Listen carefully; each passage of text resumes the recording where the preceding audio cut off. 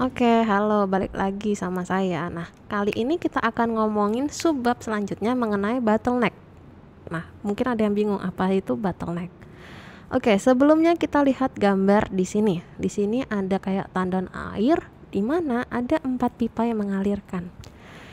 Yang pipa yang paling kiri itu atau yang paling gede itu adalah 5 galon per menit. Terus ada pipa yang kedua 2 galon per menit, pipa yang ketiga 3 galon per menit, dan pipa yang keempat adalah 4 galon per unit.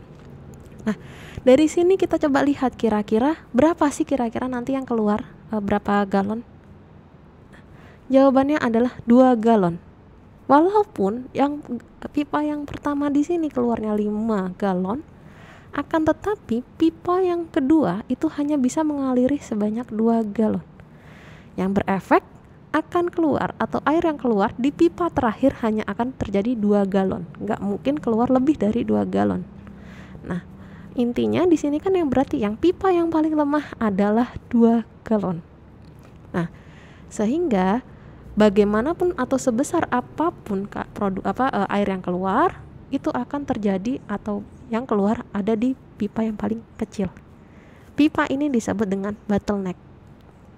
Nah, bottleneck itu adalah sebuah divisi atau sebuah tempat atau atau seseorang dalam sebuah assembly line atau line dalam penyusunan yang paling lemah.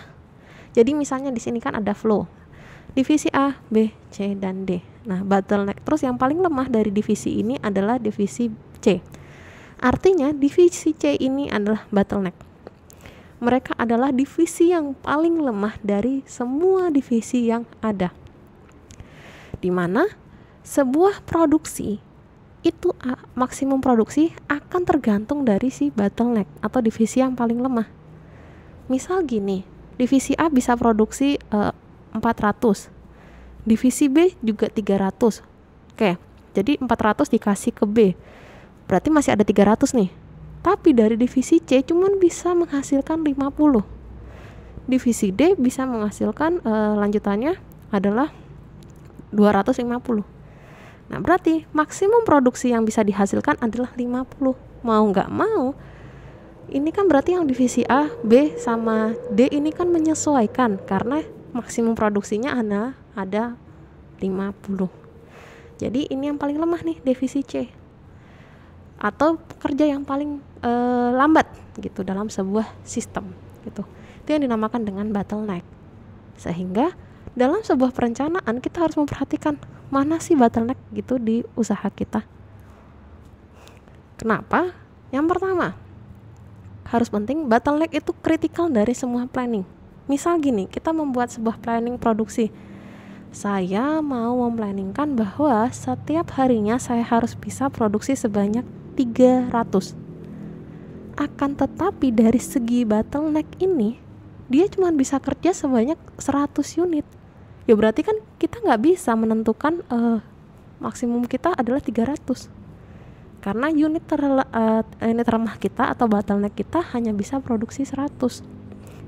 Jadinya nanti kalau ada konsumen bilang, "Oh, saya mau pesan barang 300." Oh, tidak bisa. Karena maksimum produksi di perusahaan kami hanya bisa 100. Kalau kita paksakan, itu akan menyulitkan diri kita sendiri. Makanya, the bottleneck sangat kritikal dalam sebuah planning. Kita tidak bisa membuat sebuah planning produksi tanpa memikirkan di bottleneck. Tuh. Yang kedua, bottleneck breakdown straight to serious problem. Nah, bottleneck ini juga bisa menjadi sebuah problem yang akan menjadi kayak senjata yang menghancurkan. Bukan menghancurkan sih, melemahkan dari segi perusahaan. Maksudnya gimana? Misalnya gini. Ada satu divisi yang paling lemah di sini hanya bisa berproduksi sebanyak 100. Divisi lain bisa bekerja sebanyak 200 sampai 300. Nah, di sini dari segi divisi lain kan akan merasa kok kayak di divisi ini kok bisa cuma kerja segini ya? Kalau udah merasa iri atau merasa kayak wah ini nggak bener nih, otomatis kan akan membuat problem di internalnya.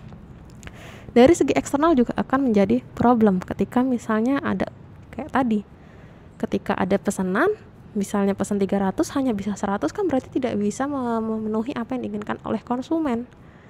Kalau udah tidak bisa memenuhi, otomatis konsumen tidak percaya, dan apa yang diinginkan konsumen kita tidak bisa memenuhi. Nah, misalnya terus yang ketiga, work in process inventory should always available to bottleneck. Nah, bottleneck ini, yang divisi yang paling lemah ini, dari segi inventorinya mereka harus bisa mengakses kapanpun. Kenapa? Mungkin kalau misalnya dari segi divisi lainnya mereka kan bisa bekerja, produksinya bisa melebihi kapasitas umum atau maksimumnya. Sedangkan bottleneck hanya bisa bekerja maksimumnya segitu, yang menjadi maksimum produksi kita. Nah, kalau dari segi inventorinya mereka tidak bisa dari segi inventory mereka tidak bisa terpenuhi, otomatis itu akan menghambat secara umum keseluruhannya. Karena kunci utama dari produksi terjadi ada di bottleneck.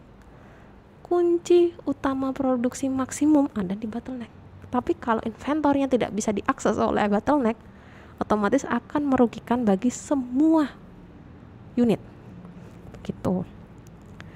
Nah, improvement itu juga harus diperhatikan, atau pengembangan itu harus tertuju pada sisi bottleneck.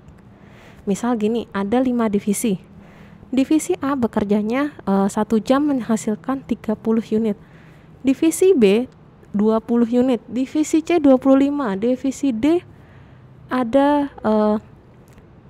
20 juga. Terus divisi E hanya 15. Berarti kan divisi E ini yang harus maksimal kita, bottleneck kita. Nah, kalau kita mau improvement atau membuat sebuah pengembangan atau sebuah kayak mengembangkan divisi, kita harus memperhatikan yang si bottleneck ini agar maksimum produksi kita meningkat. Misal, si yang divisi E tadi kan cuma 15, kita kasih pengembangan, kita kasih pelatihan supaya produksinya menambah. Ternyata setelah dikasih improvement, dia menjadi produksinya selama 1 hari menjadi 30, naik 2 kali lipat. Berarti kan bottlenecknya sekarang pindah nih, bukan di E lagi, tapi di B sama di D. Mereka hanya produksi 20, yang artinya kapasitas produksinya hanya 20 maksimalnya. Nah, nanti kalau ada pengembangan, berarti gantian B sama D. Jadi bottleneck itu tidak pasti hanya ada di satu divisi yang itu saja. Bottleneck itu bisa berubah. Misalnya awalnya saya dikasih improvement, ternyata pindah ke teman saya. Jadi sebuah bottleneck itu enggak pasti cuman saya saja nih, misalnya saya kerja paling lambat. Berarti ya kelemahannya ada di saya saja. Tidak. Ketika dari sisi perusahaan memberikan saya improvement, ternyata saya bisa bekerja lebih baik, bottleneck atau divisi yang paling lemah akan berpindah gitu. Jadi penting sebuah bagi perusahaan untuk melihat atau mengetahui bottlenecknya di mana, sehingga mereka bisa memberikan improvement yang jelas.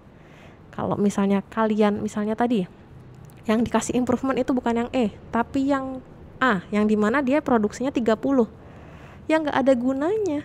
Kenapa? Karena maksimum produksinya hanya 15 gitu. Jadi ketika ada improvement lah si bottleneck, bukan orang yang paling bagus. Improvement lah adalah divisi yang paling lemah, sehingga mereka bisa mengimbangi divisi lainnya. Begitu. Itulah yang dinamakan dengan bottleneck. Sehingga penting bagi perusahaan mengetahui bottleneck yang mana, terus improvementnya seperti apa agar bisa memaksimalkan produksi. Oke, sampai di sini dulu tentang bottleneck. Selanjutnya akan dibahas di subbab selanjutnya. Terima kasih.